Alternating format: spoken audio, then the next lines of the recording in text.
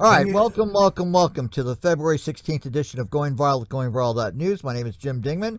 We're joined today with Ken Aaron in California, Steve Jonas in Long Island, Alex Stavropoulos, and myself in New York City. We'll probably have others join us in a few minutes. First of all, let's go over the headlines today. There's no change, really. This is an amazing smoke of mirrors situation to watch with Ukraine. The latest report is NATO's considering to send new troops to Eastern Europe after they saw no sign of Russian de-escalation. Now, what happened was Russia announced yesterday they were pulling troops out, but what they did was they recycled troops in to replace them. So, anyway, we can talk about that more coming out of the opener here. Now, I have to say, the missing children issue does indeed touch me. I had to deal with that issue in my life for 11 years. So today, it struck me that somebody had abducted a kid, and the person was living 2 years and found alive in a hidden staircase room in a house. That really sort of killed me. I know that's not like up there in the top news with January 6th, but you know, those kind of stories always disturb me. And having been somebody who advocated for the media for years to make these priority issues, I just chose to do that right now and talk about this poor kid found under a stairway. Now, Trump's Interior Secretary is now being indicted or attacked as having misused his position and lied to ethics officials. This is Mr. Ryan Zimke. Remember him? He was a Navy SEAL that was, I believe, from out there in the plains, and he had to leave. Today, basically, Biden said, you know, you can't claim executive privilege on the Trump White House visitor logs. And, you know, they ordered them to be turned over in 15 days. Now, we know Trump's going to go up and ask the Supreme Court to change that. But we know the talk is ticking on the January 6th investigation, because once the new House and Senate turns over to the other party, forget about it. They're going to go after Biden and his son. So there's a time element in here, and they're trying to get this information. It turns out Jim Jordan has about a 10-minute conversation, which they don't want to talk about. Anyway, we'll see what happens. Now, there was a settlement in the case of Prince Andrew, and we announced that yesterday. But what I find interesting about that is what it says about the issue of the legitimacy of the royal family in that society, which always fascinates me because, you know, we'll have Michael Jankowitz come in here in a few minutes, and he'll defend the royal family. I'm very proud of the fact that my family helped kick them out in the 18th century from the United States, so I have a different approach to this. But anyway, it's quite amazing to watch this. Now, in the Ahmaud Arbery case, and that's the case, of course, in Georgia, where 3 white men basically hunted down and killed a black man, they now are having the hate crime trial of that particular event. And we have texts that show murderers repeatedly using racial slurs. No surprise. And they had an FBI analyst talking about that today. Now, yesterday, of course, we were talking about the case of the Ottawa protests. We can debate that again. We had a difference of opinion here yesterday about that.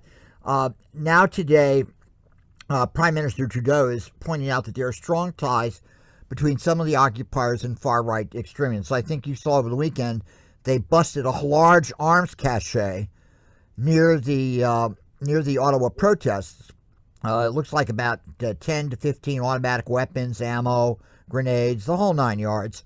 And it turns out that they are actually organizing the demonstrations in a very methodical fashion inside Ottawa. They have captains assigned to certain blocks, in other words, a protest captain, and he will organize the trucks. He'll organize and make sure the people are fed.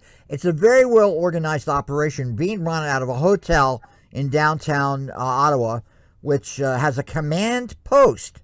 Fascinating what's going on there. In any event, in the case of the Ukraine, we'll deal with that in a few minutes. There have been, right now, we're talking a lot about what's going on in Ukraine, but people don't understand that it's the highest concentration of naval combat ships in the Mediterranean since an earlier crisis vis-a-vis Syria.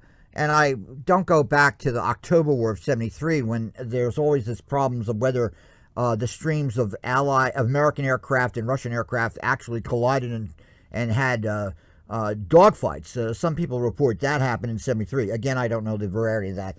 But there are reports now that, this is what the air pilots call jitterbugging. So Russian aircraft have flown several feet from a U.S. Navy plane in the Mediterranean Sea. That happens all the time. But one hopes that these kind of situations don't escalate where some guy gets 3 to 4, 5, 10 feet from an aircraft and then loses control and then slams into the aircraft and gets knocked out of the sky. Hopefully that won't happen, but that's, of course, going on too. Now, on the COVID front, there is, of course, a decline in the United States in terms of the Omicron. There's actually less deaths, but I'm sort of curious and then the Winter Olympics is going on, which has had all sorts of controversies. We could talk about that because I know some of us are always interested. I like to watch the Winter Olympics. I enjoy winter sports. I actually, when I was younger, as a teenager, I had the privilege of training with the Olympic cross country team. That was a lot of fun, and I would sit there and run those guys in the ground. But they, of course, could ski me out into oblivion. But in any event, I'm just sort of curious from Steve Jonas's point of view, since we have Steve here, what's your assessment of where we're at with Omicron, Steve? Well, I think it's. By the way, it's Omicron. There's no N in N in the middle, only at the end. But well, first of all, as you know, as people have listened to this program before now, and you all know, I'm a career public health physician, and I understand that even without the vaccine has been very, very important in controlling this disease. But without a vaccine, the standard public health measures, starting with masking, are extremely important and very effective. And there was an interesting report that I just saw on the news on my cell phone that Denmark, which I think it was either last week or 2 weeks ago, stopped all the controls, has had a sudden, very sharp increase in the incidence of disease related to COVID-19. My guess is, and even without that, before that happened, that was reported today, I think that what's going on here in terms of disease is a very bad idea. And other public health physicians agree with me, or I agree with them. They have more credentials than I do in the field, and I think that we're going to be in for it again. Politicians are making public health decisions, and they're making public health decisions for political reasons, not for health reasons. And I think we're going to. What's happening in Denmark right now is very likely to happen here. It's a difficult disease to control, and I think in Denmark they have a high level of vaccination, and they're still seeing an upsurge, presumably in that part of the population that's not vaccinated. Interesting. Thank you, Steve. Let me turn to the Ukraine now. This is from CNN earlier today. And, we can talk about this coming out of it. This is a report about the latest information. Russia's military contingent is not sufficient to carry out a full-scale invasion. That build-up, though, continues and has grown to 148,000 troops. This despite a new Russian Defense Ministry video reportedly showing Russian tanks and troops returning from Crimea after exercises. Now, CNN is unable to confirm if this new video accurately reflects the situation on the ground. Well, the US isn't buying it. Listen to what the Secretary of State told MSNBC. We continue to see not only these forces mass, we continue to see critical units moving toward the border, not away from the border. So what we need to see is exactly the opposite. We need to see these forces moving away. We've heard what the Kremlin said about this. As President Biden said yesterday, we'd welcome that, but we haven't seen it on the ground. And the bottom line is this: we're prepared either way. We're prepared to engage in diplomacy with Russia. If it's serious about it, we're also prepared for renewed Russian aggression. Well, his boss, Joe Biden, does say that there is still room for diplomacy, and the Kremlin calls that positive. They say that the US president is ready to start with what it calls serious negotiations is a positive move. Well, our correspondent's covering the story from 3 points for you. Melissa Bell is in Brussels with more on the NATO Secretary General's comments. Nick Robertson with a look at those troop movements in Crimea that Russia is touting. First, though, Sam Kiley is in Ukraine with the latest from there. And Sam, what's your assessment of this Ukrainian intelligence report shared exclusively with our colleague Matthew Chance? Yeah, well, Matthew's reporting is very interesting because it confirms in almost exactly what, in terms of the numbers estimated now of Russian troops close to the Ukrainian border in the east, to the east of Ukraine, in other words, the west of Russia. And of course, I think perhaps even more importantly, in Belarus, where we had reports coming from the United States that they expected to see some 30,000 troops there as part of what the Russians are describing as an exercise. Both the Ukrainian assessment and the American assessment puts the number of troops 148 to 150,000, including some 28,000 infanteers. That is consistent with the other reporting that we've been doing in terms of seeing a troop uptick north of here, just in the Russian towns just north of the border here, only 50 miles away from where I'm standing, where an entire Russian army, in the technical sense of the word, perhaps mustering 30 or 40,000 infanteers there, and of course those extra helicopters that have been spotted in Crimea on satellite imagery. So all combined, the assessment both of the Ukrainians and of the United States and the NATO is that there are no real signs of these so-called Russian exercises ending, no matter what the Russians may be saying about reducing troop numbers out of the Crimea, Becky. But I think the other important thing to note is that this intelligence assessment speaks that it says it's not enough for a full-scale invasion. The question then is, well, what is it enough for? Is it enough to cause instability? Is it enough to slice off a chunk of territory? Because ultimately the goal here of Russia is arguably not to occupy the Ukraine, but to make it an unsuccessful, non-democratic, Western-leaning nation, to keep it in a state of chaos. And that might well be plenty of troops to do that, Becky. Yeah, and so I guess the question at this point, and I'll put it to Nick, thank you, Sam, is are we any closer to really understanding what sort of threat Russia poses to Ukraine, if at all, at this point? The US assessment, obviously, that it's a threat, a major threat to life, that a couple of, tens of thousands of people could be killed, hundreds of thousands put to flight if there was an invasion. The military hardware that's aligned are medium-range rocket systems, attack helicopters, tanks, mobile artillery pieces, all the sorts of heavy warfare equipment that can inflict damage way beyond a frontline position. So there's an ability there to penetrate civilian neighborhoods and possibly to move armor and people towards those civilian neighborhoods as well. Russia continues to say that it's not that it doesn't pose a threat. Indeed, one of the things that the Kremlin spokesman pointed out today, when he was picking up on what President Biden had said in his speech last night about the United States not being a threat to the Russian people, he said, that's welcome, but we'd very much like the United States to stop this continual mantra that we pose a threat, that we're about to invade, about to do something we're not about to do.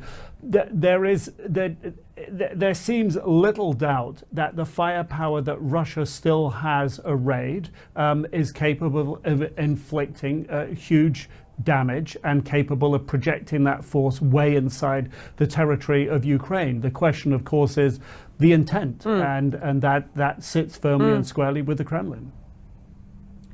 Yeah, absolutely. The question is intent at this point. Russia's ambassador to the EU has said there is no imminent attack, again, repeating what we have heard now for some time. Wars, he said, don't start on a Wednesday. He said that rather sarcastically. So at this point, before I get to Melissa and find out what the story is as far as NATO is concerned in Brussels, I asked you whether there's, what we are seeing as far as sort of the military build-up. What is the intent at this point? Is it any clearer?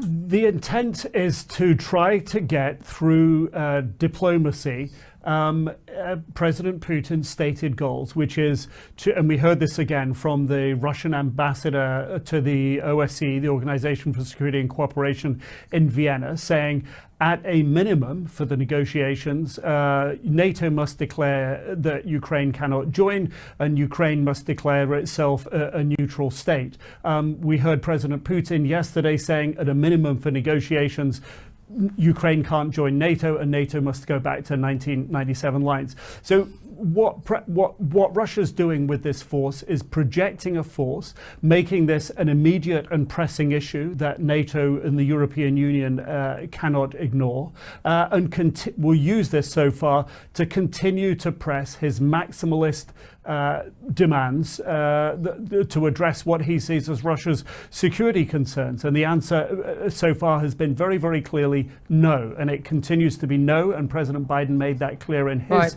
speech last night, making it clear to the Russian people and to President Putin. So at the moment, this continues to be a projection of military force and possible intent to extract concessions. And those concessions so far aren't coming. So it seems that the threat of force, for the meantime, will continue. And that force, 120,000 to 148,000 troops amassed near the Ukrainian border. Melissa, NATO wants more proof from Moscow of a de-escalation. Is it clear what they mean by that? Russia touting the withdrawal of some of its troops at this point? For the time being, that is definitely not what NATO are seeing. And just picking up from what Nick was just explaining there, we heard very clearly from Jens Stoltenberg, the Secretary General of NATO, in a press conference yesterday ahead of this important meeting of defense ministers today, where even now, Becky, they're looking at the latest intelligence and what it can tell us both about troop build-up and intent. And Jens Stoltenberg was very clear. NATO will not renegotiate its open door policy. It's willing to look at things like NATO-Russia relations, to re-examine the security arrangements within Europe, to look at transparency mechanisms, confidence-building mechanisms, but it will not renegotiate that very thing that Nick was explaining Moscow has at the heart of its demands, which is saying that NATO will not expand further eastwards. In fact, that it will go so far as to retreat behind those lines that were its own contours back in 1997. And it has said over and over again that that is not something it will contemplate. Have a listen, though, to what the Secretary General of NATO had to say this morning going into that meeting, Becky, about what he understands about the Russian claims of a troop withdrawal. We have heard the signs from Moscow about readiness to continue diplomatic efforts, but so far we have not seen any de-escalation on the ground. On the contrary, it appears that Russia continues the military build-up. Now, even now, the defense ministers of all NATO countries are in a meeting together, bringing together that intelligence, looking at it again and working out, Becky, on a very concrete level, what would happen should Russia invade. Now, clearly, Ukraine is not a member of NATO, although those Russian fears that one day it might do might be clearly central to everything that's been going on these last few weeks and central to that Russian military buildup. It is not a NATO member, therefore Article 5 would not be invoked. And yet, what NATO is preparing is, should there be an invasion, what would those substantial troops that it's been massing along its eastern flanks be expected to do?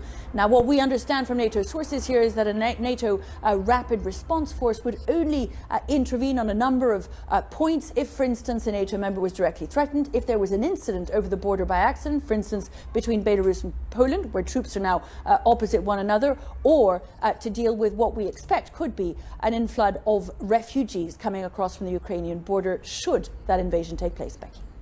The overnights at CNN, usually the old BBC guys, they do a pretty good job analyzing. Nick Robertson, of course, is a good, experienced reporter. He used to work for the BBC. He's worked at CNN. He's covered conflicts all over the place. But anyway, so Steve, what do you think about all this?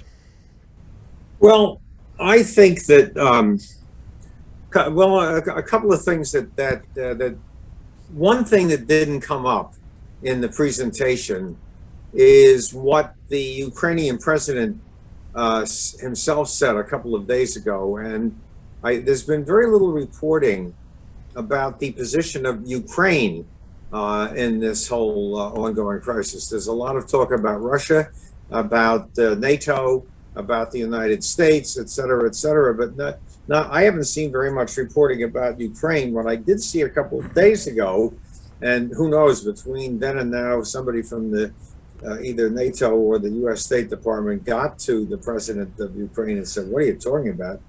He said, "Listen," he said, "we don't want to be invaded. And if that means giving some kind of not permanent but long-range guarantee to Russia that we will not join Ukraine, that's something we could consider." And I thought that was very interesting.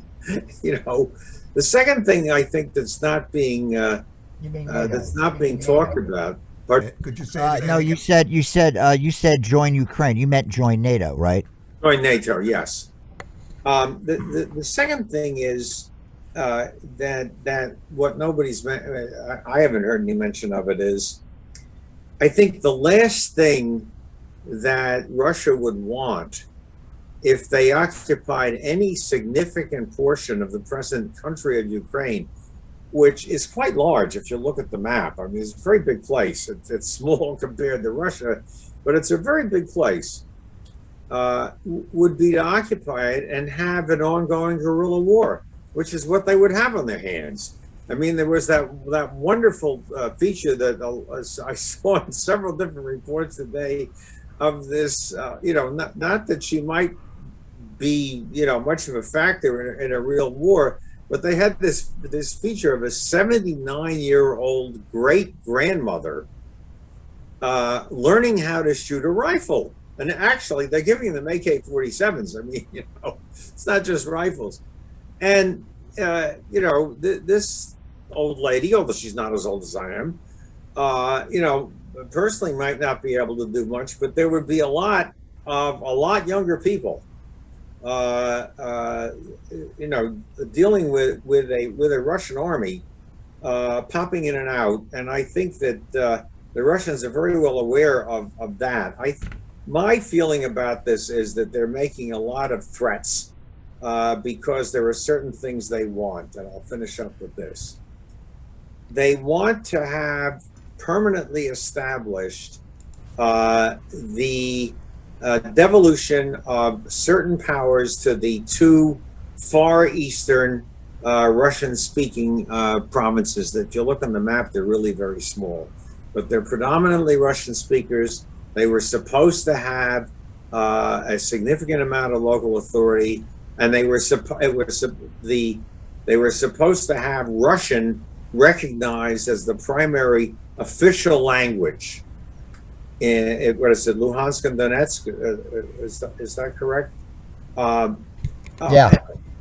And so they're tiny. I mean, if you look at the map of Ukraine, they're really small. So I think they want that to secure that for the Russian speakers in those two little provinces. And then they probably also want some kind of final or semi-final resolution of the status of Ukraine. It was very clear why Russia invaded Ukraine in 2014. And that was that at that point, Russia had only a 30-year lease on their only warm water port, which is Sevastopol at the southern tip of Crimea. And they were very concerned that with the change of government in Kiev, that the lease could be summarily canceled, and then they would have a very, very, significant problem. So I think that's why they invaded Crimea. Plus, 90% of the people in Crimea are Russian speakers. And while I think a lot of Ukrainians are tolerant of Russian speakers, there is this small far right wing political grouping in Ukraine, which traces its ancestry back to the Azov battalion that fought alongside the Wehrmacht in the Second World War, that does not want people speaking Russian in within the nation of Ukraine. So I think there are places to go here. I don't know that anybody's getting to them yet, but the bottom line of, you asked me what I think, the bottom line of what I think is, I don't think that in the end, the Russians are going to invade Ukraine. I think they're going to keep building up the pressure, trying to get a deal that they and the Ukrainian government, and I said I start to see separation between the Ukrainian government on the one hand and the United States / NATO on the other, on what that deal might consist of. Yeah, very interesting. It's funny. The past few days, I've been trying to get a physical map of the Ukraine. Well, nowhere in Manhattan is a physical map of the Ukraine available for sale, and I have a pretty good idea where to go look. So in the middle of doing that, I called up the Ukrainian embassy to the United Nations, and I called up the Ukrainian National Home on 79th Street and 5th Avenue, and I called up the Ukrainian embassy in Washington for a whole bunch of reasons. And in the middle of discussions with a woman in New York who answered the phone call at the home at 79th Street, the very issue you raised about Stefan Bandera. Stefan Bandera, of course, was a ultra-nationalist, anti-Semite. He engaged in a pogrom before the Germans actually came to Lvov in western Ukraine. And he was one of the people who organized a nationalist group that fought against the Soviets, fought against the Germans, fought against the Poles. And there's that nationalist strain that goes back even further. They go back to the issue after the fall of the Tsar, when they actually set up a independent nation that was then enlisted in the war against the Bolshevik Revolution in 1920-21, and then the Soviets crushed them. But so it's a very interesting thing to hear that. And they, of course, they say you can't put us into that trick bag, essentially. You bring up Stefan Bandera, but that's not all the motivations of everybody who were out there in the Maidan demonstration, which I know was basically considered a coup d'etat by Russia, orchestrated by the United States. And from their point of view, it was clearly something that they reacted to. And sometimes I think this whole crisis, in all its different phases, basically is a clever way to continue to drive the price of oil up. And basically, he benefits from the oil price going up. He's sitting there laughing his way to the bank, as they say. But Alex, what do you think? I agree with that, and it also puts more economic pressure on the Ukrainians in particular, but again, Europe too. Yeah, with the oil, but with the gas and oil prices. And I don't know if anybody else caught it, but I caught it because it's been reported on South Front that a bunch of Ukrainian oligarchs essentially fled the country over the weekend. Some of their biggest oligarchs, accepting that the Poroshenko was, of course, under house arrest. The guy who was the former president returned and is set upon by Zelensky, since he's a political rival. But so it's like essentially the rich Ukrainians deserted the this sinking ship, or So, and of course, again, the economies, and that was one of the reasons, of course, why Zelensky was was trying to tamp down some of the rhetoric from the U.S. and U.K. in particular, and say, well, we don't see any sign. At least last week, again, now he's kind of maybe he's got more pressure on him, and now he's saying, well, yeah, it could invade at any time. Of course, we've also had some British papers reporting, yesterday, that depending on which tabloid you asked, the Russians were going to invade at 1 a.m. or 3 a.m., which obviously didn't this morning, which obviously did not happen. So there's that level of saber rattling, or just disinformation by probably the intelligence services to serve their own interest. Certainly, I'm sure the defense contractors are thinking that this is going to be great for them, regardless of how the crisis is ended, because the Ukrainians will probably buy more stuff. Eastern European countries will buy. NATO will increase their defense budget. But there's also some, kind of around the edges, good signs, like the meeting that Putin and Chancellor Scholz of Germany had, which may lead to things. And I think it's become quite clear that the Germans, in particular, they want the start Nord Stream 2, within a few months. So they're going to do a lot. And it's well, you could argue I think we've mentioned this, it could be a return to Germany's Ostpolitik of the 60s and 70s. Those actually was a major part of what led to the détente period under, Nixon, Ford, and then Carter, before, of course, Reagan came in to, squelch all that. But, we could have good, and I think, I agree with Steve and with you, Jim, that I think this is posturing. They're kind of, Putin, again, I think realizes, that by holding many troops in the field, he puts more pressure. So I think we may see this go on for quite a little bit more to increase that pressure on, I think, particularly on the Ukraine again, with the obvious economic effects that's happening. And Putin may also think that he is dividing NATO, because again, we've seen not just Germany and France, but other countries kind of balk at the idea of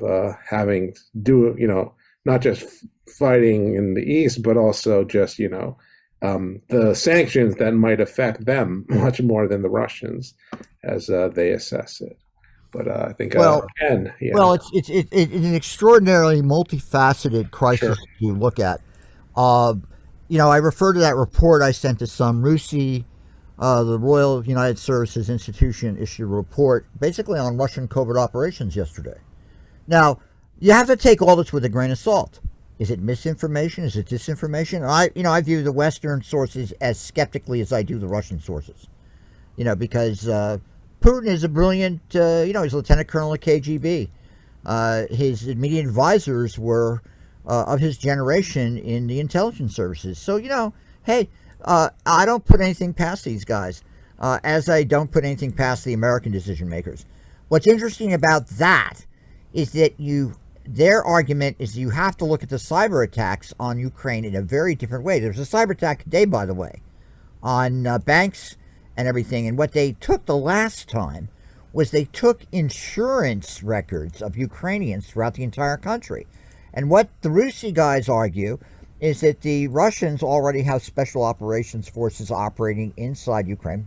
Not a profound discovery. I would certainly expect them to if they're putting pressure on them like this. And they are building up data maps of the people in local neighborhoods who are most likely to oppose them if they seize the areas. They're coordinating that kind of information. Because obviously the ideal situation for them would be some sort of internal collapse, which they could then come in and act like they were in Czechoslovakia in 1968, which is not going to happen, of course. Basically, have a bunch. And so they're looking for who they can align themselves politically with all the people throughout the Ukraine who, in all the areas, I'd say even in the Western areas, although they're more nationalistic and more tend to be Ukraine's figures, there's all sorts of different layers of people who have different loyalties one way or the other. So, yes, they're trying to figure out how to, I know we have arguments about this here. I do believe the Russians did interfere in our election. Why wouldn't they? It's in their national interest. It's in their national interest to put together this kind of data. So it's absolutely fascinating to see this go on. It's like amazing to watch. But Kenny, what's your latest feel about all this craziness going on in Ukraine? As originally when we started discussing this, the Russians can't afford it politically or financially, and it's just like Steve said. They're just pushing to get a compensation, and there's border conflicts going on all around the world between India and Pakistan, between the U.S. and China about Taiwan and the South China Sea, and it goes on everywhere, all over the world, all throughout Africa. push and shove back and forth. My aunt lives over there. That's my territory. The Mormons forming a colony in Mexico, and the Mexican-American border. There's conflicts of some type, one or another. We went through, in a soft conflict with Mexico, agreed, I think under Clinton, to make the Maquiladora, a place where the factories would be in Mexico, so that the workers wouldn't come to the U.S. I don't think that worked out too well, but so this goes on and on. I think it's foolish or malicious that people are not just saying, okay, Ukraine will not join NATO for 20 years. And you can have those two provinces where they speak Russian, and that's it. But you can't have them. They'll just be like an independent part of. They'll still pay taxes to the Ukraine, but they'll be self-governing. Make some kind of a settlement. Why waste all this money on munitions and personnel and moving people all over the planet? But there's one other point which I think should be discussed. If war and Russia are driving the prices of oil up, that might be bad for commerce, but it should be bad for climate control. It means it's too expensive to go riding around in the country. I want to buy a car that's more efficient. You mean good for climate? That's what I'm saying. People will drive less, yeah. That people will drive less, buy energy conserving. If the price of energy goes up, it should be good or beneficial to efforts to control climate change. You got to consider that. It's sort of like when I hear people concerned about the hegemony and the, what is it called? The imperialism from the United States. And they say, and the U.S. is falling apart. Well, I'm sorry. I just can't get out of that high school drama class I was in. But the U.S. is falling apart. Isn't that a good thing? The evil U.S. empire who's controlling the world. Aren't you happy that the U.S. is failing and falling apart? Isn't that a good thing? So, don't be hypocritical about it. So if energy prices go up, and, we're going to curse and complain and drive all over town to save 15 cents a gallon, but it means you're going to be more conservative with your use of energy. You're going to look at putting solar on your roof. I'm looking at solar on the roof because I know the price of electricity is likely to triple in the next 5 years. So you want to, try to get your foot in the door before it hits. And so that, there's always two sides to things. And except I think this is foolish. I'm starting to build up a resentment to this clowning around. It's getting serious, not in terms of Russia invading Ukraine, but in terms of the money they're wasting and the trouble there's brewing. And like we all know, we lose a lot of military in war games and practice and training. Every once in a while, you hear a helicopter crash and 20 people were killed. When you're playing with live ammo, when you're traveling around, things happen that you didn't intend. Ships sink and planes crash and all other kinds of things. So it's not a good government policy on the U.S.'s part. The U.S. is sticking its nose in to the detriment of the situation. If it didn't do anything, then Russia could scare the Ukraine and force them to disown, concepts of joining NATO, or force Europe to say, no, they're not joining NATO. No matter what they want, we're not accepting them. If the U.S. just butted out instead of standing up because they're afraid about what's going to happen in the mid-election in 22. So they got, I got to show some guts, some stalwart confront. That's what the public wants to see. Yeah, Patton, stand up there. God bless America. And so that's what this is all. It's just, that's ridiculous. It's childish, or it's evil. I don't know if it's stupidity or malicious. That's all.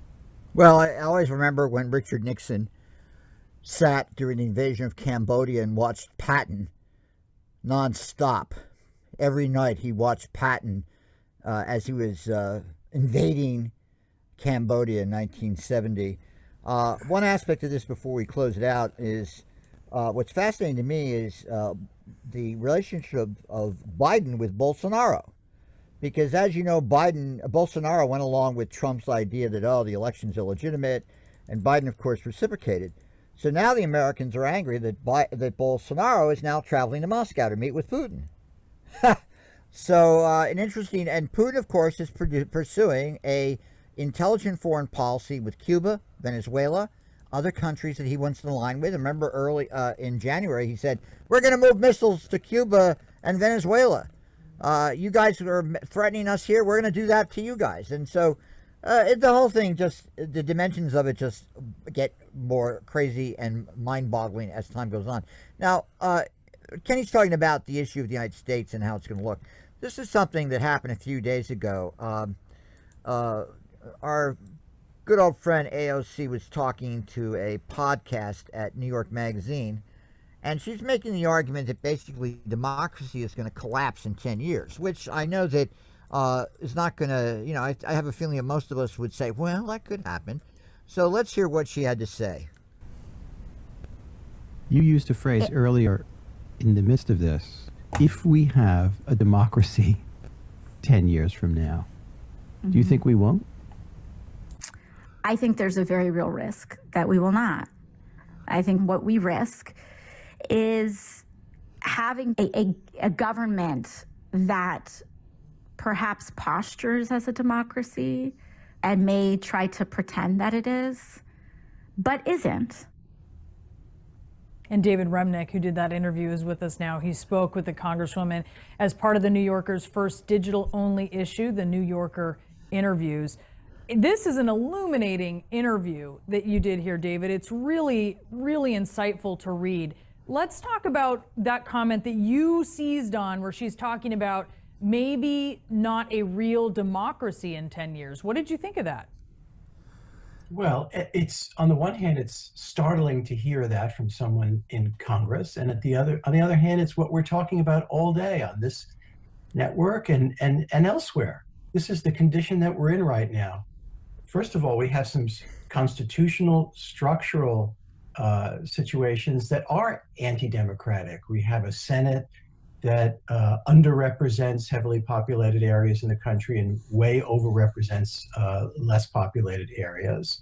So we have all kinds of structural barriers to real democracy, representative democracy. We have a country that finally seemed to begin to achieve multi-ethnic, multiracial democracy with the Voting Rights Act in the mid-60s, and that's being rolled back at this moment.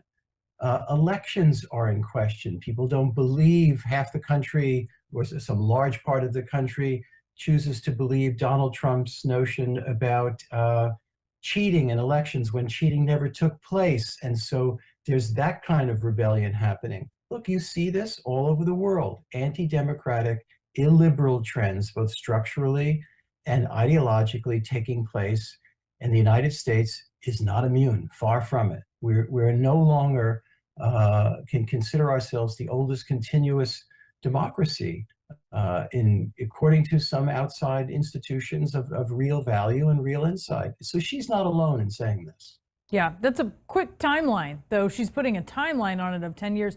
And there's another part in the interview where you say to her, and pardon my French on this, that looking at Congress from the outside, it looks like a shit show. And she agrees with you that it is, and that it looks that way from the inside too. What did you make of that?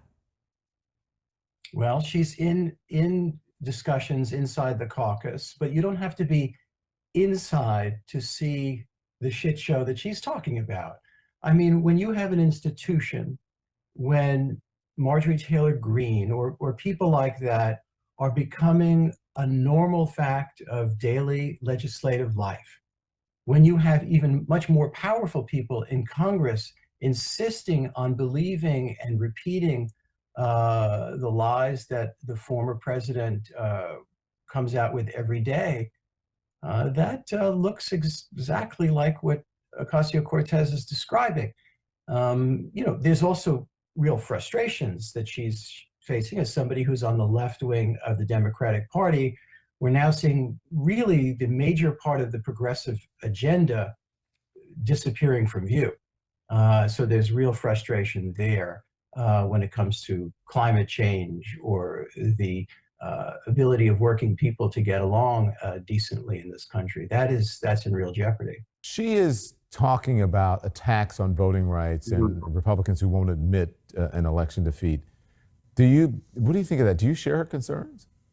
Yeah, don't listen to her. Listen to the wide range of people who study the erosion of democracy around the world. And almost uniformly, they are sounding the alarm that the U.S. is on a trajectory similar to what we have seen in other countries. I mean, democracy students will tell you that coups now and the undermining of democracy doesn't occur with tanks. It occurs with under the color of law and changing the rules of the system in a way that preserves the outward appearance and kind of structures that we all have been accustomed to for centuries in this country, but hollows out their meaning. I mean, that's what happened in Hungary. That's what happened in Turkey. That's what in Venezuela, other countries where the ruling party changed the rules in a way that made it very hard for them ever to be removed from power. We are not there yet, but certainly between what we are seeing and the laws making it harder to vote, the threats to the administration and the counting of ballots that are accumulating, the adherents of the big lie who are running for election office, these are real risks, and it's not just AOC who is making that case. It is a lot of people who study. The former president, Barack Obama, said something very similar as well.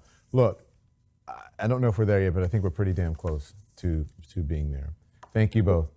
And Don, John, if I could just add one thing to what Ron was saying, the thing that is excruciating about watching this process is he was talking about the ruling party hollowing out those institutions and making changes. We have a situation now where it's not the ruling party that's doing that. It's the party that's trying to gain power, and all of the outward signs we have is that they are going to gain power, at least in the midterm elections, if not in the presidential election 2 years from now. Yeah, a party who's not selling anything that the majority of the people want, but yet trying to basically minority rule. Thank you very much. I appreciate it, gentlemen.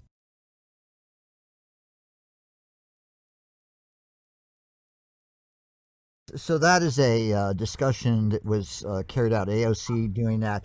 And I sometimes watch these debates. I sort of have mixed bags about them in terms of these arguments when they make this, because I can think of the critique going back to the 60s of liberalism. That, the famous speech by Potter, the SDS president in 1967 in Washington, where he says, the enemy is liberalism, that's our enemy. And here you have, 50, 60 years later, this issue always on the mainstream. There's absence of any of the critiques that one can make legitimately about how our institutions have functioned in terms of their responsiveness to people's needs for the past 50 to 60 years. And, so a lot of what's occurring with these kind of trends bubbling up and morphing in the way they are into American-style neo-fascism is not surprising. Is really not surprising. And it's disturbing. And of course, I totally reject the friends of mine on the far left who basically are sitting there waiting to be the vanguards leading whoever the hell they think they're going to lead. And basically will be the first ones among the first to get shot down by a white revolution. They're just idiots. And they, we know who they are. So, Steve, I want to ask your opinion about this because, AOC and the thing that and then Remnick, of course, always has an interesting insight. He's always a very interesting political commentator.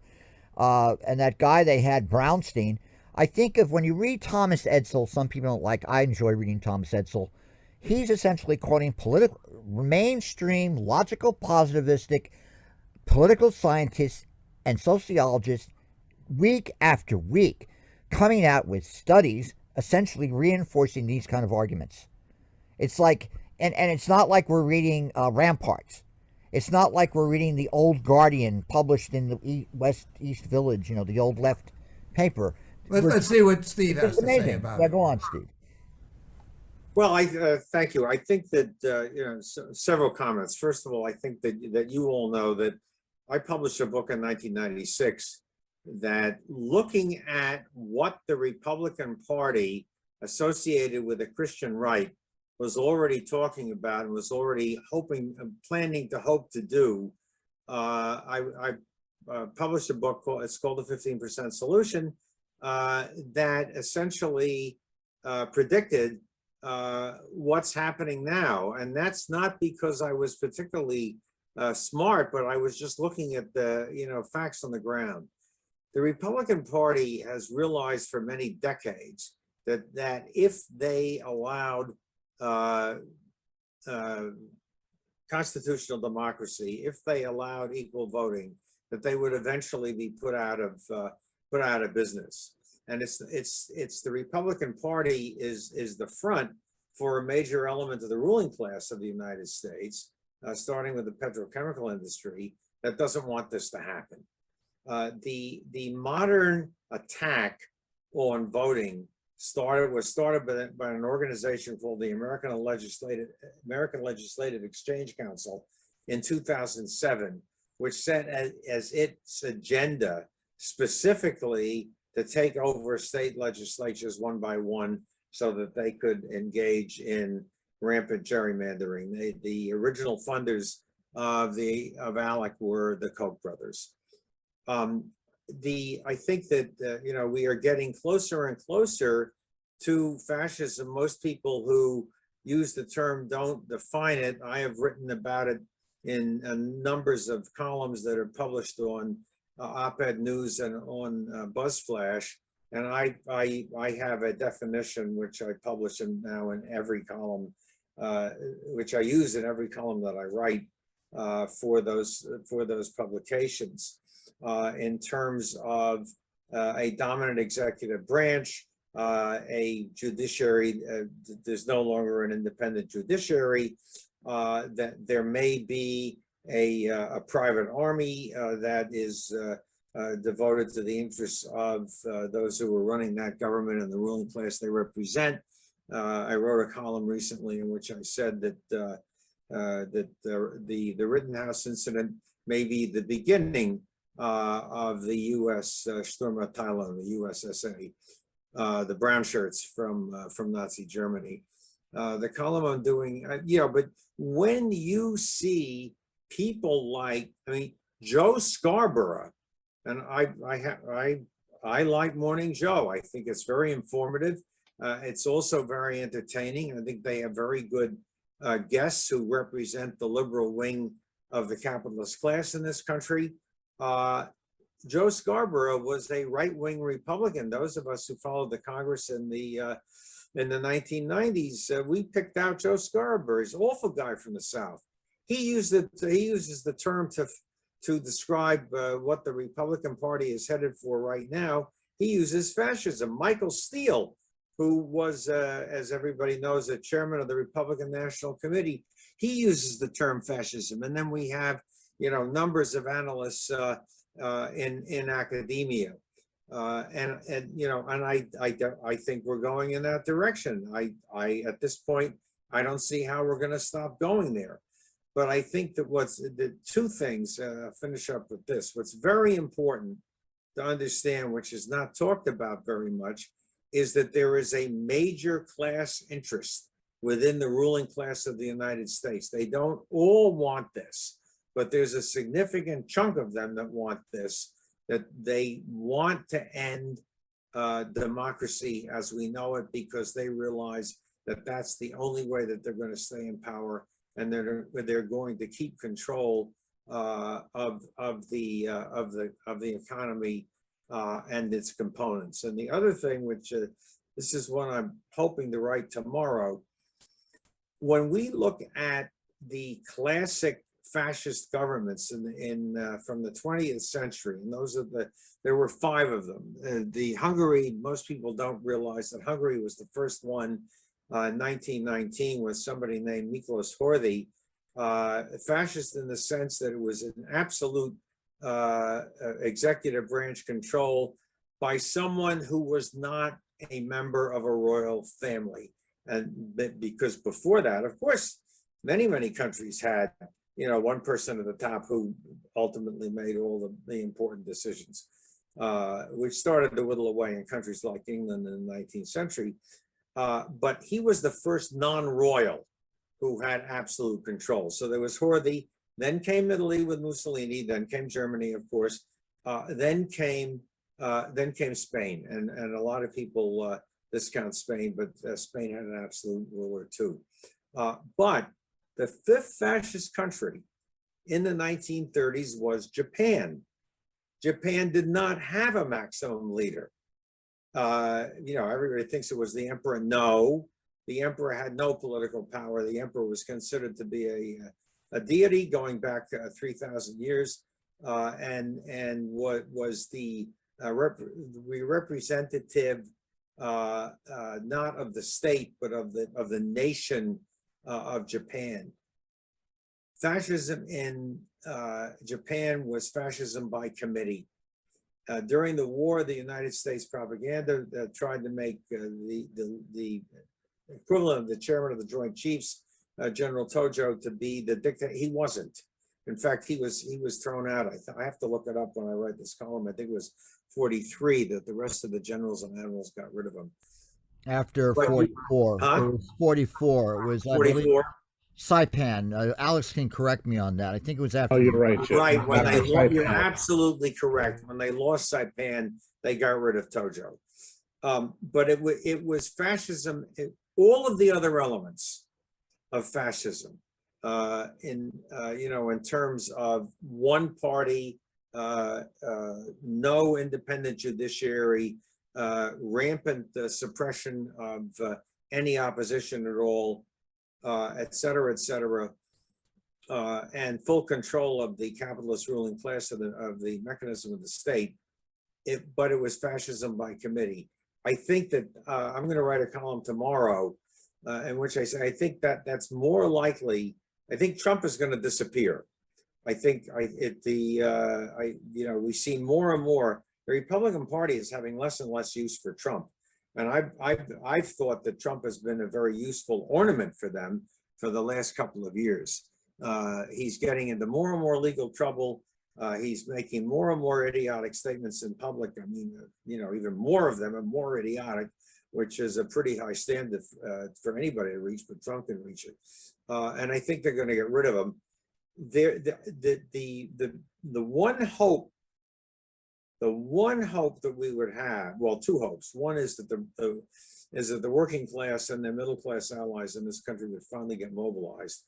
The second is that we would somehow or other, the left wing that Alex referred to, which is the equivalent in this country of the Communist Party of Germany, which would not ally with the Social Democrats against Hitler.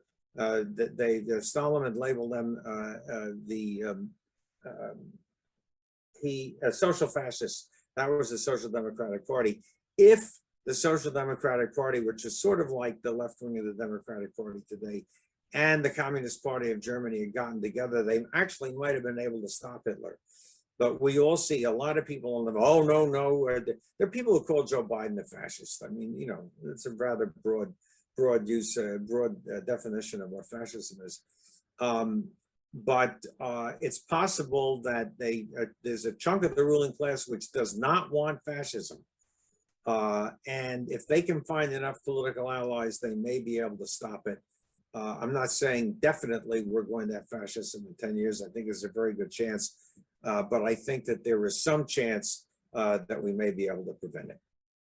Yeah, it's fascinating because in a different context, we've been communicating with Professor Robert Paxton, who did a book, Anatomy of Fascism, a few years ago, and initially called Trump a right-wing populist. That was sort of the big phraseology in the first phases of trying to understand Trump.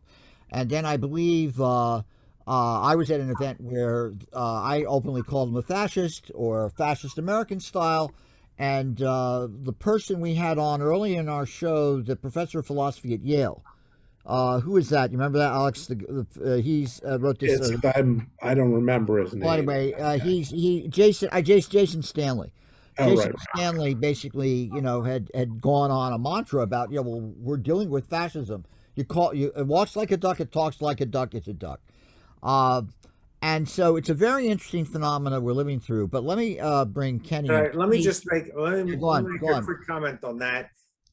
In December 2015, I published a column in which I said, is it Hair Trump, Hair, or Hair Trump, Herr? Or hairless Trump. I wasn't the only one, and in that column I referenced other people who were already at that time labeling Trump as a fascist, but I said that he was a fascist also. Oh yeah.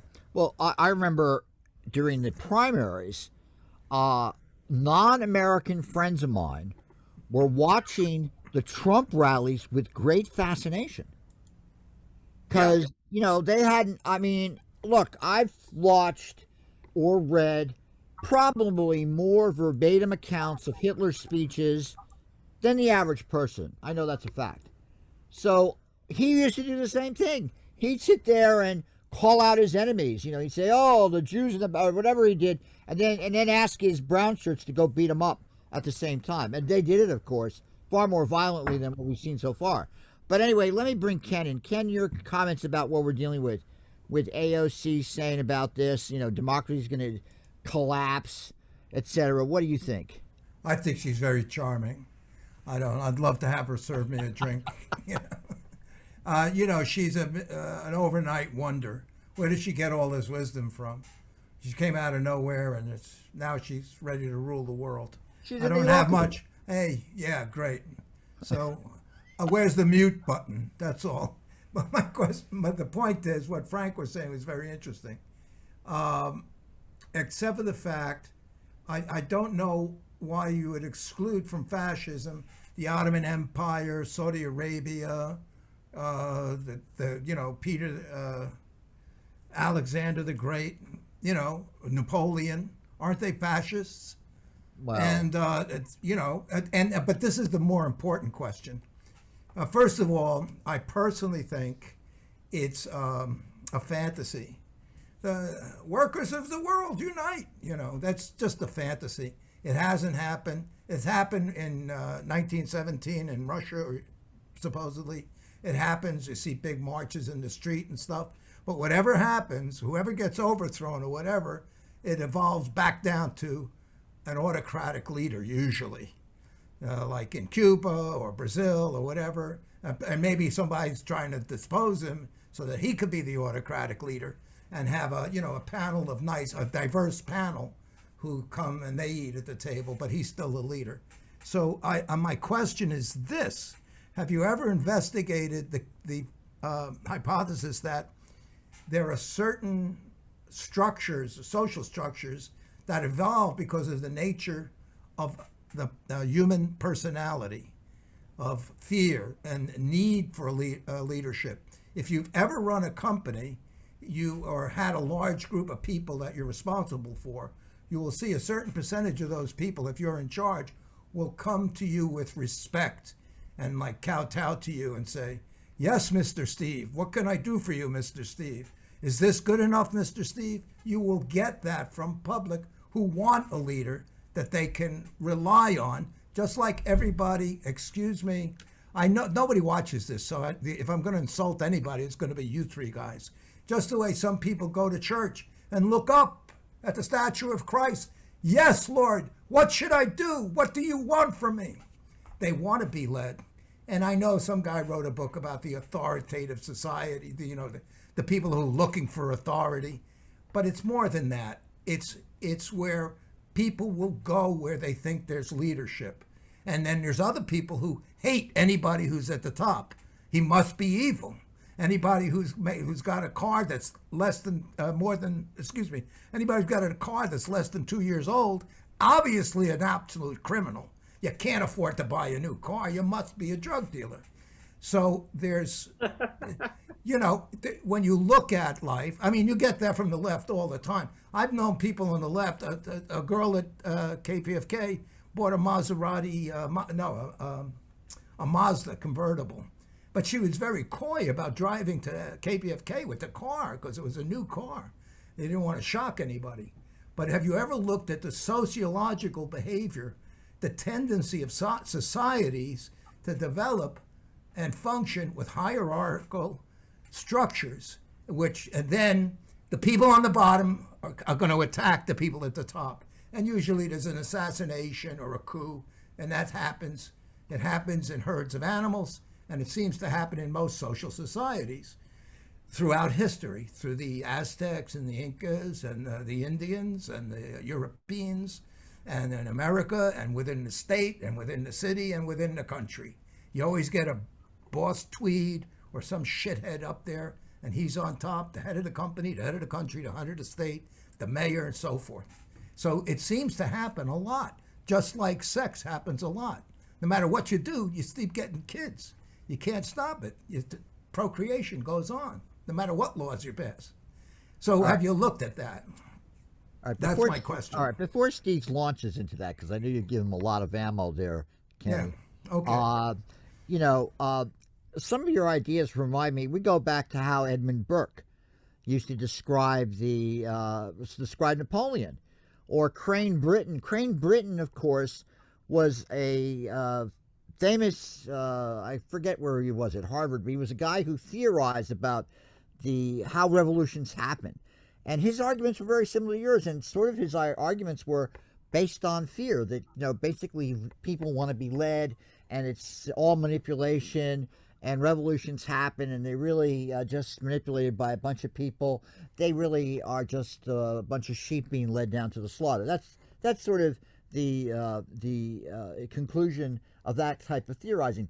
Hey, you know, sometimes that's true, and I wanted to add to what Steve was saying.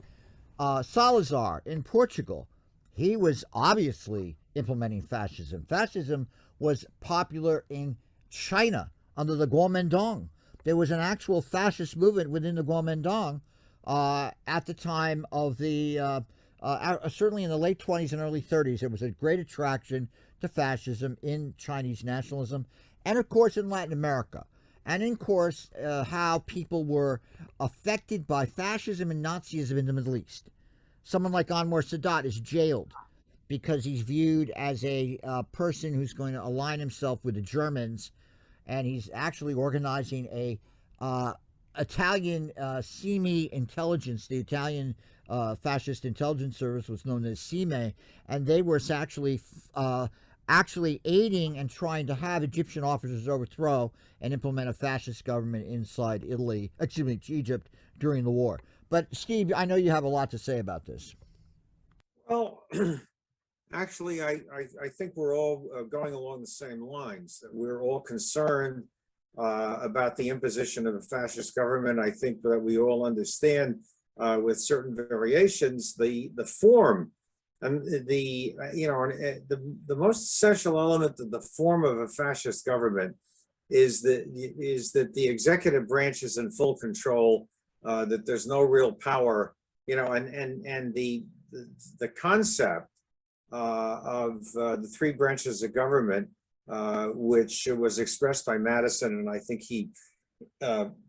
Alex will probably know who Madison got it from, but the idea that any government has three principal functions: the administrative or executive function, the legislative function, and the judicial function. In fascism, those are all melded into the executive function, at least if we look at any government that we characterize as fascist. And I think it was important in Europe we all, including myself, don't pay very much attention to Salazar in Portugal. He was a dictator, vicious dictator for 30 years in Portugal. Of course, there are the examples in Latin America. But I think that we agree that what we are potentially facing in the United States is a concentration of power in the executive branch. If the Republican Party does what I'm not predicting, but I'm going to write about it as a possibility tomorrow, fascism by committee, of course, there will be tremendous rivalries within the leadership of various people, like the governor of Florida, DeSantis, and Bullock. Is it Bullock in Texas? No, that's not it. Whatever his name is. Abbott. Abbott. Okay.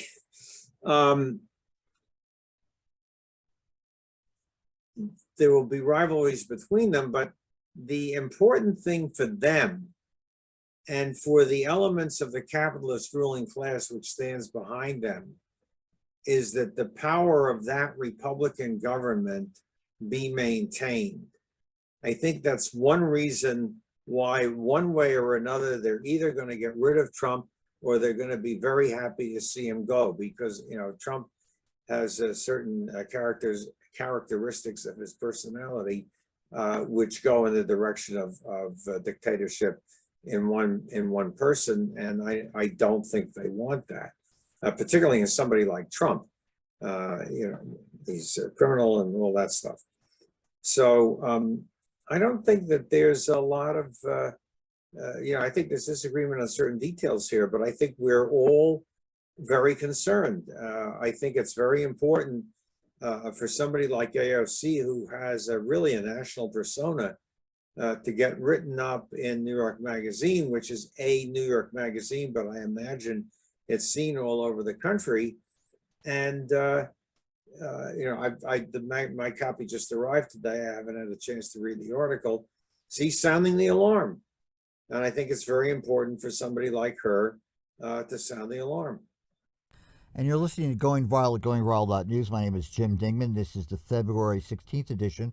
We're talking about the comments that a Congresswoman Cortez made to David Remnick of The New Yorker, and talking about how democracy may not exist in 10 years.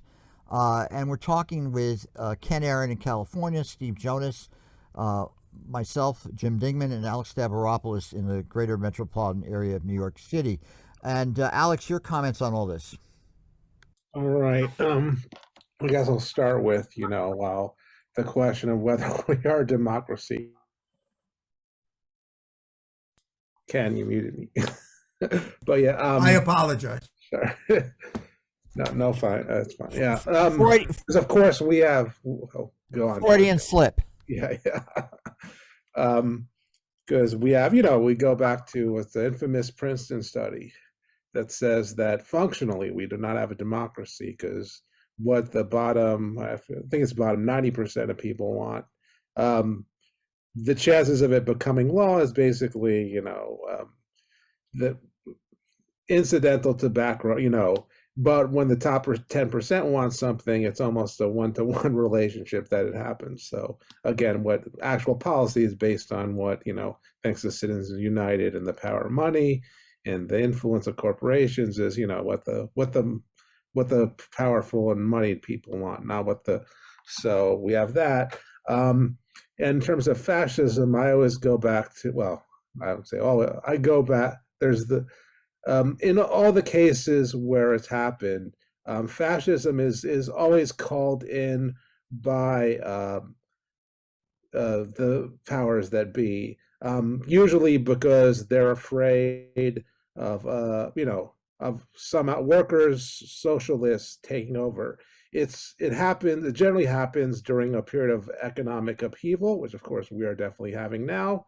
You know, periods where, you know, workers are asking for more, you know, wages, more, and, you know, agitating for real change. And yeah, basically big business and, you know, people with money decide it's a better option to go with, you know, extreme authoritarian fascist government to smack them down. And despite what, you know, thinking, you know, and it's always connected, yeah, to labor agitation, which of course we are getting somewhat, although, well, you know, something other, yeah, lefties have a question as well, you know, the fact that there really isn't a left, because again, you know, those transitions to fascism, say, you know, Europe in the 20s and 30s, that happened when there was, you know, there are very strong left-wing socialists, generally in communist, sometimes communist movements. There was, of course, this communist Soviet Union out there as a threat to support them, and just generally as a threat in Europe. But if there is no similar, I mean, I don't think any of us see, you know, as Jim said, the threat of a socialist or communist revolution happening now. So if there is no threat, then what gets, the big business and the power structure to be that afraid that they're going to, allow a fascist takeover? Because I don't think it just happens because, again, there's, forces on the extreme right out there. I mean, there are always forces out there. I think, again, there has to be a real threat of, kind of takeover by the other side. And that pushes, again, as I said, the people in power and, big business in particular into seeing fascism as a necessary alternative. Okay, let's get a little cross. Let me ask Alex a question. What was the conclusion of the professor's observation of the tendency that a, quote, democratic country, quote, tends to be run by the top of society? They get what they want. Was that the end of the lecture? Okay, turn in your term papers, the course is over? Or was there some adjustment that could be made to accommodate No. Again, they wrote a whole book on it, which was titled Blanking. But no, they talked about how one could, roll back Citizens United by they thought a constitutional amendment to basically get money out of politics would be necessary. Well, how would they get that done? How could they get it done? They said not through. They're since they're political scientists, the two guys who wrote this. So their idea was, again, through the amendment, not the amendment process that goes through Congress, but again, getting enough state, there's the other way, which is enough state legislators, or 3/4 or 2/3 of state legislatures voting a resolution for an amendment. So, and then, they talk about other, more engagement by people, more, more grassroots organizing and funding from, so this came out in like 2016. So it was kind of, proto Bernie Sanders movement kind of stuff. Jim wants a response. Go ahead, Jim. I'm thinking of, when you bring that up, Ken, I'm thinking of the fact that years ago, I took a class on the 60s with the son of Huntley Brinkley, Alan Brinkley, who's now deceased. He was teaching at the Graduate Center before he went up to Columbia. And the whole class, everybody wanted to do, I want to do a paper on the Black Panthers. Oh, I want to do a paper on the Young Lords. I want to do a paper on the Weathermen. And nobody wanted to understand the fact that what really happened politically was that Richard Nixon got elected twice, that George Wallace won. Tremendous support.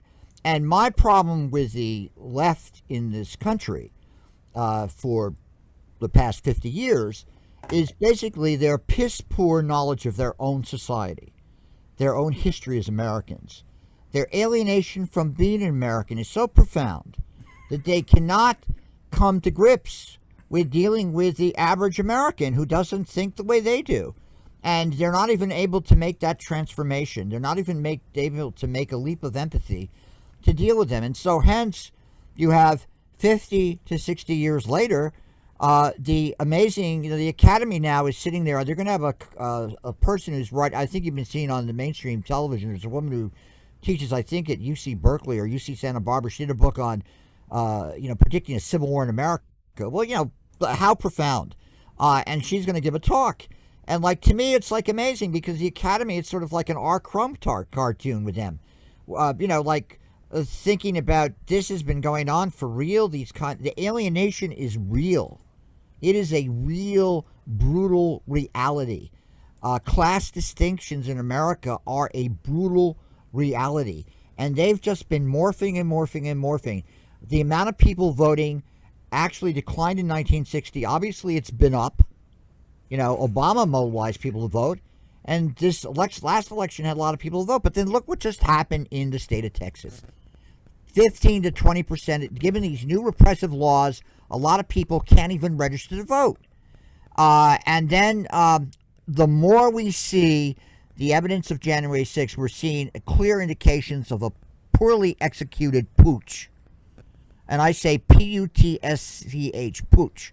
And so that's what we're seeing. But anyway, let me shift to something else related to this before I turn it over to Kenny and Alex, and this is on the recall votes going on in different parts of the country. Now, we've had people being recalled in these school board elections. This is an issue that occurred in San Francisco over mandates.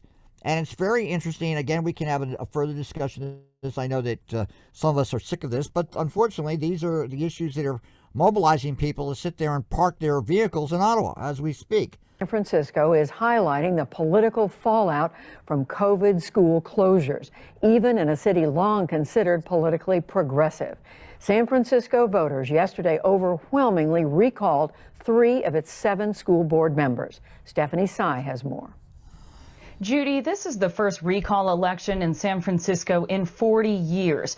At the heart of this was strong opposition to the amount of time San Francisco's public school students were out of the classroom doing remote learning during the pandemic. Here's what one parent had to say. Kids had only about 6 weeks of in-class instruction last year. I mean, before summer break. So that is a huge loss when it comes to kids who are coming from difficult socioeconomic situations. But the board also became the target of controversy as it prioritized equity issues, critics would say, over educational imperatives. To help us understand what's happening, I'm joined by politics editor Scott Schaefer with KQED in San Francisco. Scott, thank you so much for joining us. All 3 school board members that were eligible to be recalled were by more than 70% of voters. Allison Collins, Gabriela Lopez, and Fauqa Maliga.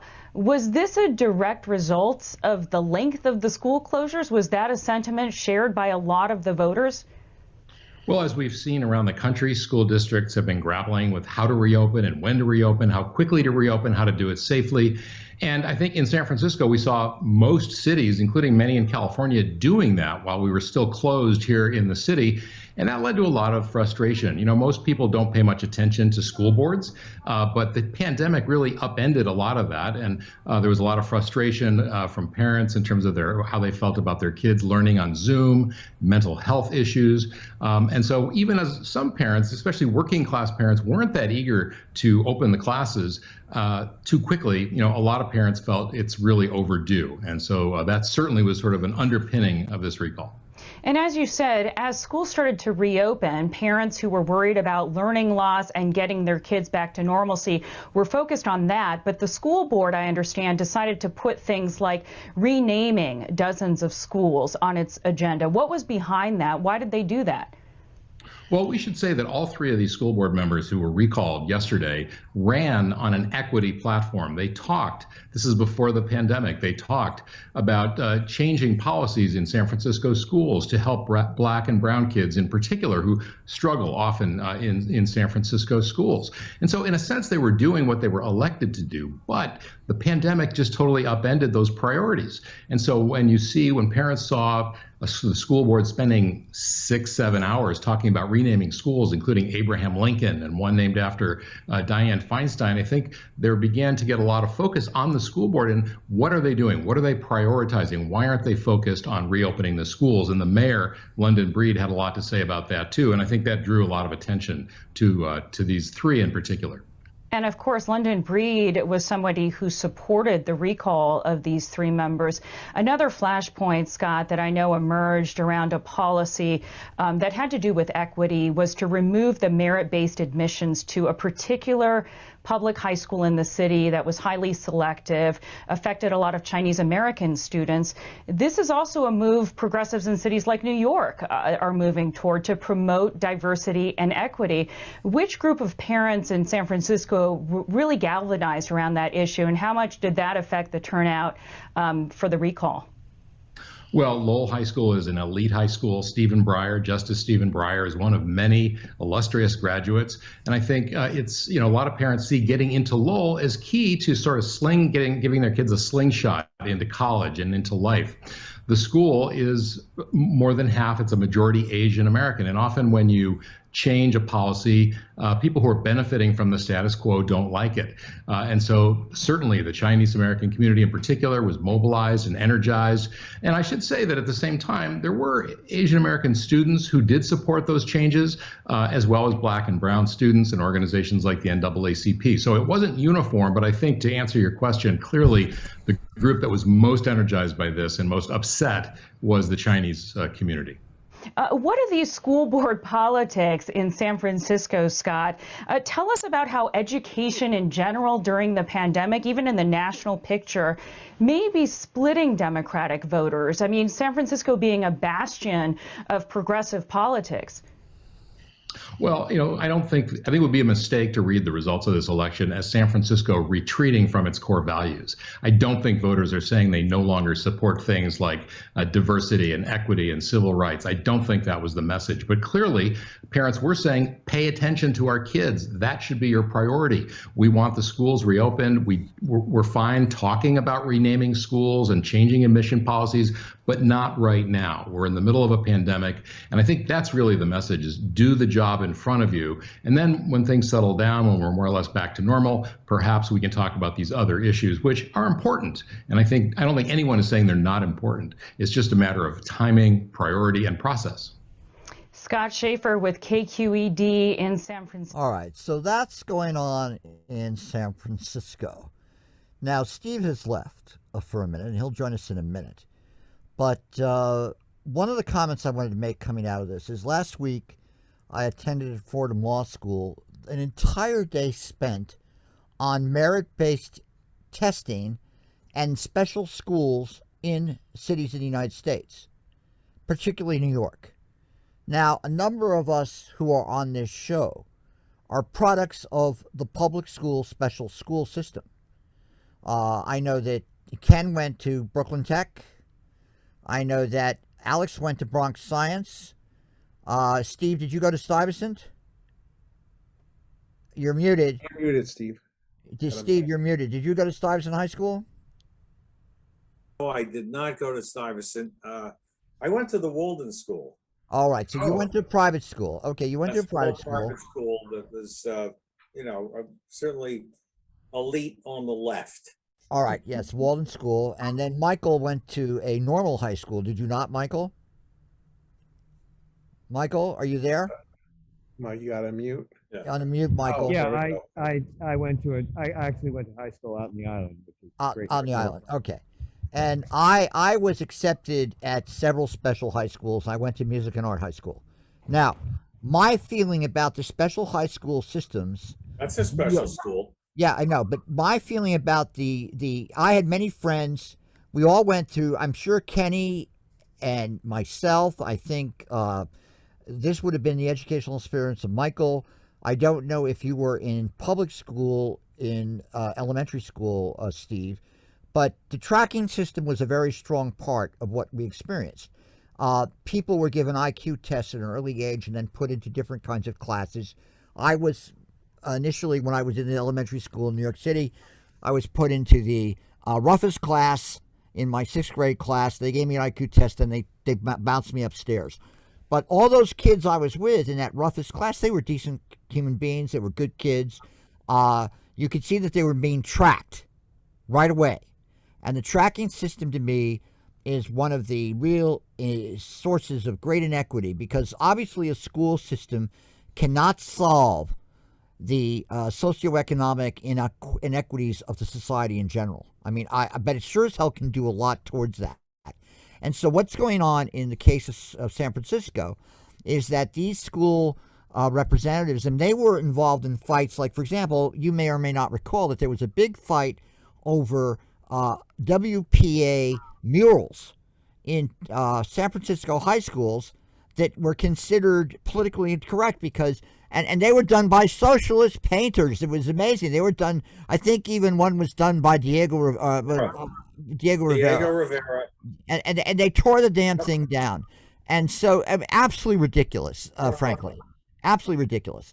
And then when you listen to the issue of Stuyvesant, okay, all the kids I knew who were Asian American when I was taking those tests, who were accepted to Stuyvesant High School were from working class Asian American families. They were not from middle class families. They were smart kids. They were pushed by their parents. The Asian American woman in my junior high school class who went to Bronx Science, she was from their family's own laundries, okay, in the village. They were working class Asian Americans, stereotyped according to how people were made to work in the 19th and early 20th century in America, according to ethnic groups. So the thing is, how do we solve this problem? And what just happened in San Francisco was they voted these three people out. Upper middle class parents, I guess, in San Francisco, because San Francisco is not the same as it was 50 years ago, rebelled. So what do you think about it? And let me turn to Ken, because Ken lives in Southern California. These issues are always little hot button issues. Kenny, what do you think about all these recall issues? Did you follow what happened in San Francisco? Steve wants to talk. Yeah, first. I just want to excuse myself a little early tonight, or earlier than I usually excuse myself, because I'm not feeling quite up to stuff. So all right, well, thank you, Steve. It's always a great pleasure. Have a sarsaparilla, you'll feel better. Yeah. Let us go.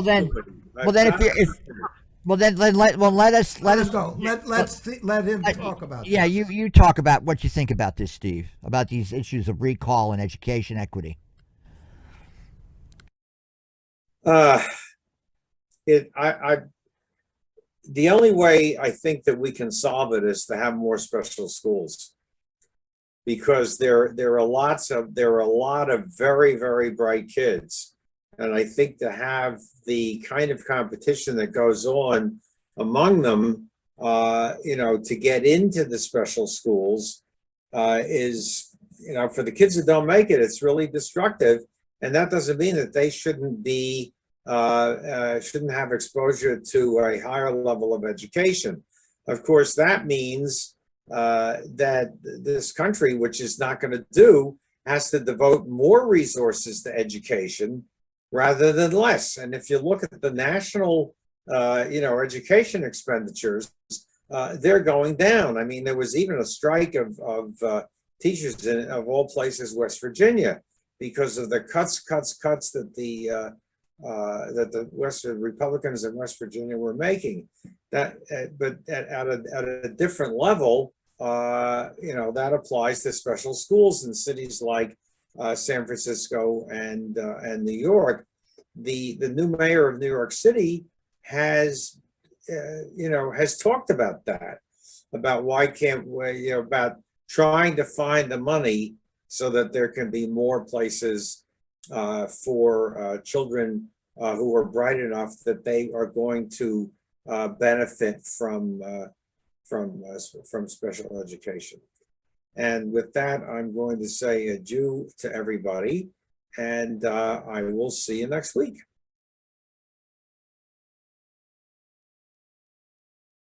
Thanks Steve, for allowing us to have you as a guest. It's always good to hear from you. Thanks, Ken. Very kind of you to say that. Oh, come on, it's true. All right. Okay, good night. Good night. Okay, as Ken. soon as Steve leaves, I'll let go and I'll give you all my harsh commentary. But Michael's here. Let's see what Michael has to say about it. He hasn't opined on anything yet. Oh, there you go, Mike. So when I was a kid, there was a 2-year SP and 3-year SP. In 2-year SP, you skipped a grade. And so I had qualified for the test to be in 2-year SP, but my parents did not want that because my older brother had gone through 2-year SP, and they said it had some social ramifications. They said, no, it doesn't matter how bright you are or something. Apparently I had done very well on the IQ test. I think that they made a mistake.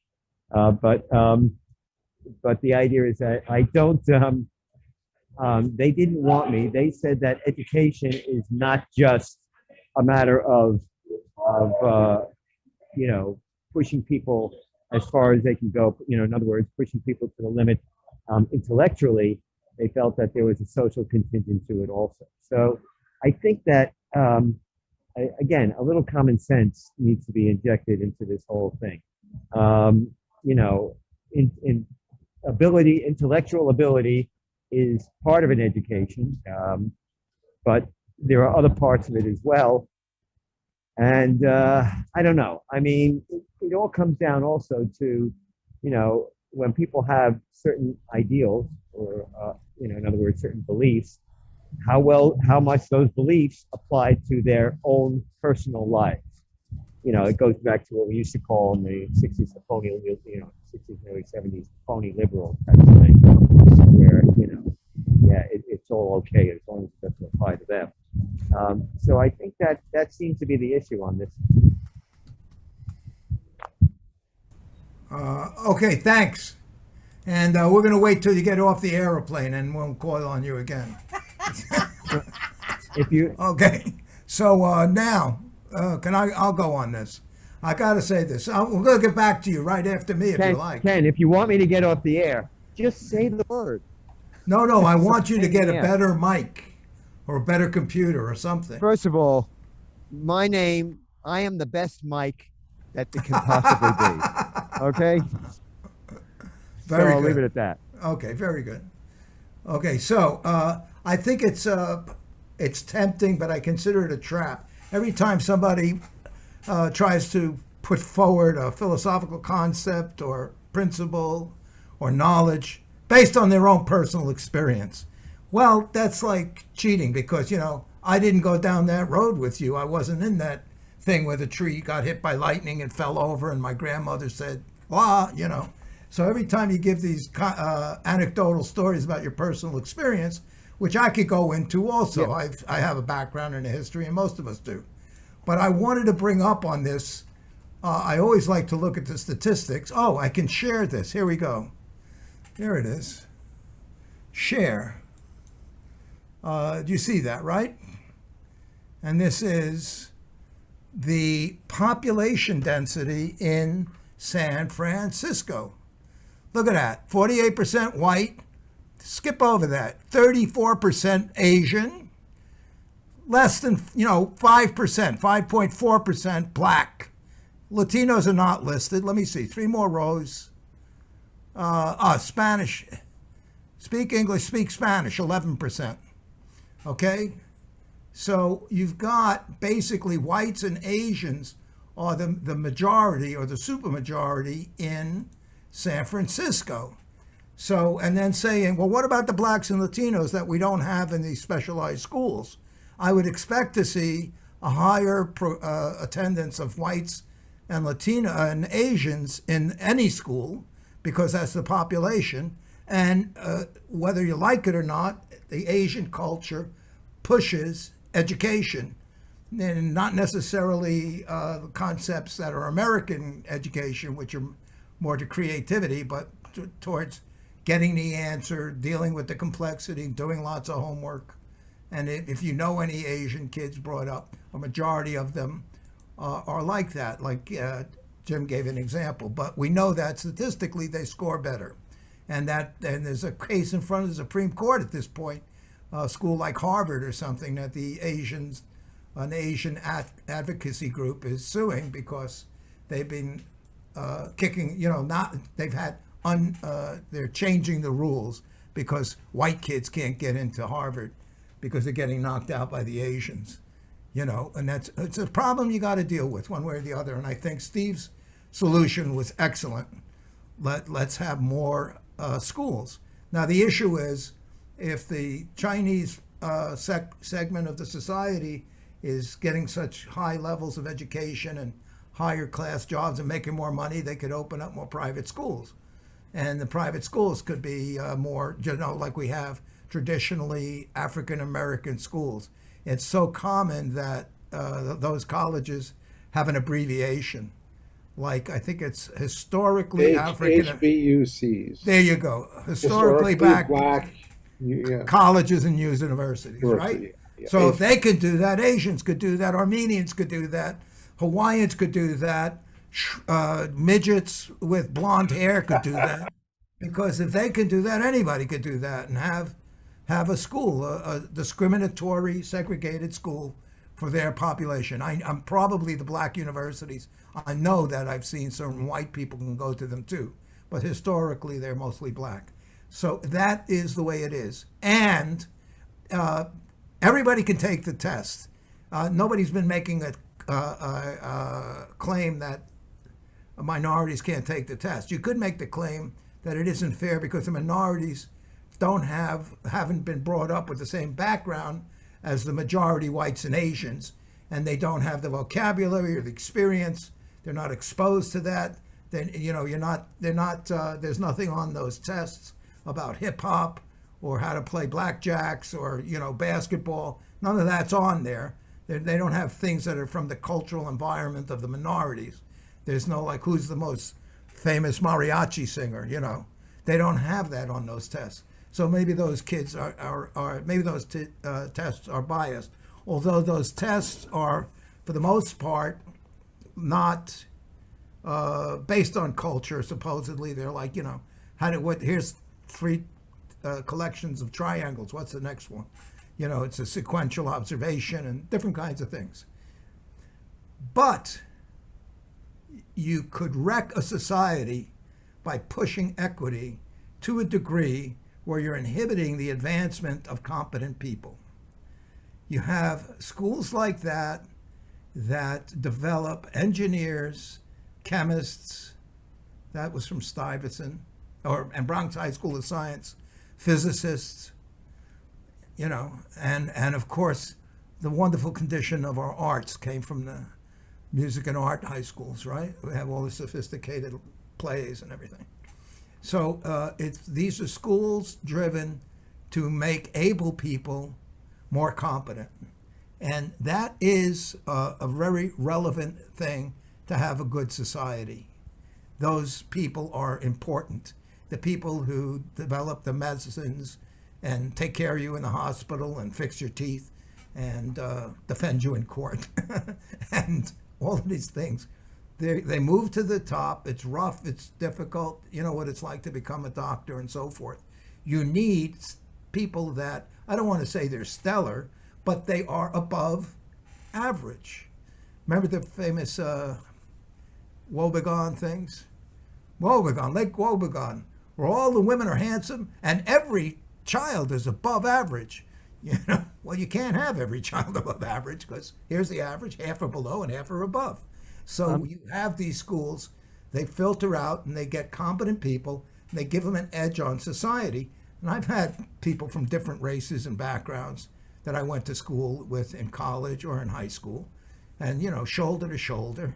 And there's discrimination all over the place, but that's a different topic, which I have a reference for. So I just wanted to point. I'm going to stop in a second. I just wanted to point out, which I did, that for somebody to go up on a podium and say, I want 14%, 15% of the kids in this school to be black, in a city where, what did I say, 3.5% or 5.3% are black. I think they're making a bad point. I don't think they have anything to stand on. It's pointless. Mike, let Alex say. He hasn't jumped in yet. Alex, go on. Well, again, Jim said, again, product of one of the specialized high schools here in New York, Bronx Science. And even though, obviously having had an advantage there, having had my brother have an advantage by going to Stuyvesant instead of Bronx Science, and obviously knowing a lot of people who went to both schools and some even at Brooklyn Tech. At the same time, I never had a problem with the idea of changing, moving away from the standardized test for one thing. That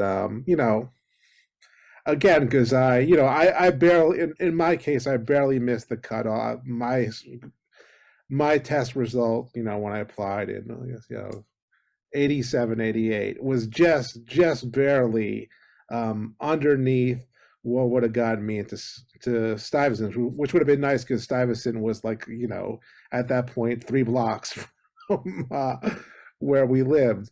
But yeah, and you could do the what ifs. Well, if I got in, would I have gone to Stanford instead of Queens College, CUNY, and but then would that have been better for me? Because again, I've done fine, going to CUNY and going to the City University of New York Graduate Center I think in many ways I got a better education in terms of becoming a historian than if I had gone to an Ivy League, as of course just because that's what everybody wants from you. So if I gotten into NYU, which I wanted to go, I would have gone there instead. But yeah, and maybe I would have been better, maybe not. So yeah, and again, as I said, I don't have any. I think equity is important. I disagree with Ken on that one. Also, well, I don't agree with him on meritocracy, whatever that means. Because again, David Halberstam wrote a great book on, remember, was it The Best and the Brightest, explaining how supposed meritocrats, got us into and, got, tens of thousands of Americans killed in Vietnam.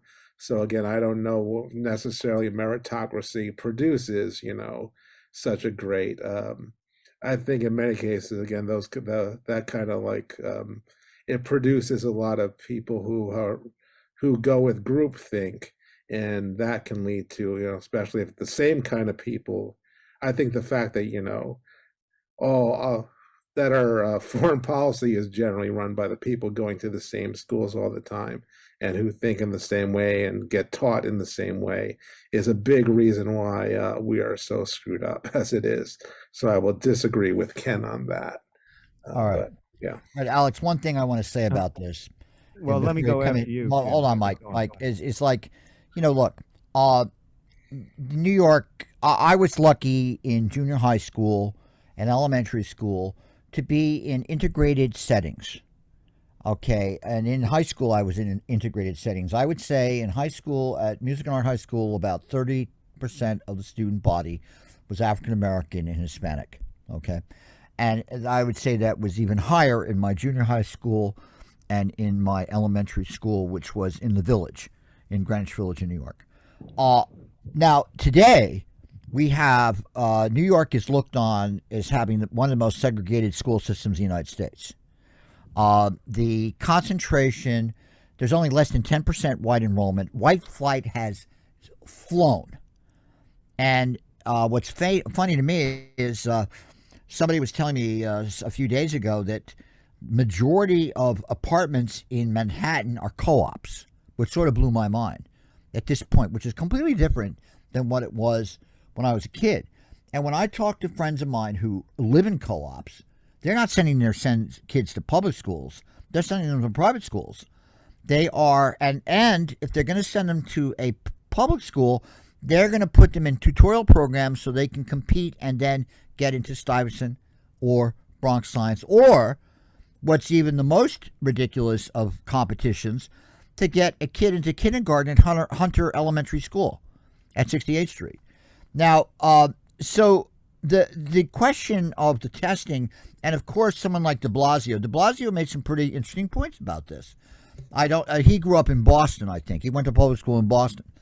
De Blasio made a comment about the high schools, and remember, the specialized high schools, they were a product of educational reform starting from the early 20th century. Stuyvesant is formed in 1901, and the specialized appellation of them came in 1972 from the state legislature of New York in the aftermath of all the controversies over Ocean Hill, Brownsville, open admissions into the city university, etc. They designated them like that. But what about the rest of the schools? What about the rest of the kids? So today you have 5,000 admissions officers to ninth graders to get into the special high schools. Only 172 black students and 298 Latino students received offers. Now, what is the cause of that? That to me is the big problem. And you have 600 middle schools throughout the country. Now, de Blasio's argument was basically we have to introduce diversity. We have to introduce forced diversity. And I want to point out something that comes to mind when I think about this. I remember when I was a sophomore in college at Wesleyan University in 1968. I'm sitting there, and all these black students who came into Wesleyan. Wesleyan at that point had 8% of the student body was African American, which was very high for any Ivy League or comparable school like that at that time. All these guys were mainly from New York City, from the public school system. And one guy got up who had been in a technical school. Now, technical schools, we're not talking about Brooklyn Tech, we're talking about vocational schools, which existed essentially to train people to do working class jobs. And he got up and was crying in front of like an audience of 400 or 500 people about how he'd been told he cannot go to college, he can't make college. It's impossible for him to go to college because he's in vocational school. In other words, he will never advance beyond going. He was at aviation school, aviation high school, which is out in Queens. It was supplying mechanics to LaGuardia and JFK. He then later on went to Yale Law School and became a Wall Street partner in a law firm. But, you know, so it showed you the issue of like, well, kids can grow in these situations. And so I agree with Steve. It has to be more money spent for school. There has to be more attention paid to kids in kindergarten and primary school and elementary school to even out the chances so that, frankly, it's better for the society in general to have well-educated workers coming on stream. Maybe the class distinctions are so intense in our society that people want to perpetuate this forever. But that's my opinion about this educational system. I think they have to have more money spent and more attention to equalizing opportunities for everybody. Mike, your comments. Yeah, and also, first of all, I want to add a couple of things here. First of all, the standardized testing in the school system generally sucks. It always has. It's gotten better, but it hasn't gotten nearly good enough. And to then classify who can, in other words, who can move on from there based on the standardized testing or even the way schools operate. Let's face it, schools are to a large degree bureaucracies and everything. And when you start standardizing something, you are not getting the individuals certain individuals' capabilities. Second of all, and we also have to remember that in the standardized tests, the standardized IQ tests that were given out in schools in the 1930s, they would ask questions like, they would show 3 white faces and 1 black face, and they would say, which face is incorrect? They would ask, who was the Son of God? And if you didn't answer Jesus Christ, it was incorrect.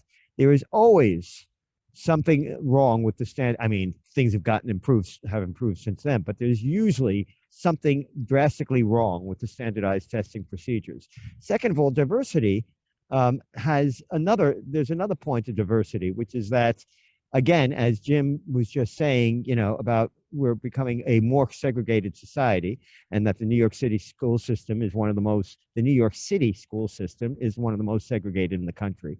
The idea of diversity is not just, it is to a large degree of giving each individual the opportunity. That's what we're supposed to be about, is opportunity to move on, to rise above their whatever economic or social level that they're at, and to make the most of their capabilities, but also in a general sense, as a mass sense, so that we're teaching the students that this is not a society of just rich white people or people who look like them. In other words, you're teaching the students with inclusion. You're creating a society that is inclusive, that is diverse, and you're starting in the educational system so that even if they live in a neighborhood where everybody is white or everybody's African American and everybody's Latino, you are now mixing them in the school system. The school system was the great, if you want to call it the melting pot. That was where in that sense, the melting pot was. That's where diversity really happened at an early age. And you got students, you got children who were soon to be adults, who would later become adults. You got them used to diversity. That's creating a society as well. That is integral in creating a society, as well that's equally as important as just educating people in the arts, sciences, etc., and also giving individuals the opportunity that they deserve. But we've been joined on the air today with Ken Aaron in California, Steve Jonas out in Long Island, Jim Dingeman, myself, and Alex Stavropoulos and Michael Jankowitz in New York City. Good night and stay tuned.